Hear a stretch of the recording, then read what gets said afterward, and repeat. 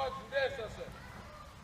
Și doamna Roza, care o respect foarte mult, cum așa foarte mult, din altume cetățenie, a vrut să se bată.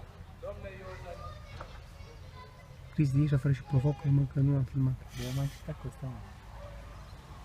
Ce aici? Da. Aici!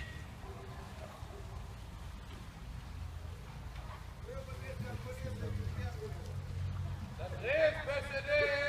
Să trăiesc Oana! Și Bonda! Ce v-a cincit oameni din țara asta! Numai Iorean și Olele la pușcărie! Iorean și Olele la pușcărie!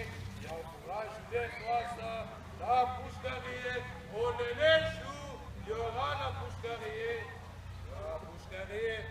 A vrut să încerc să dau om cu facultate.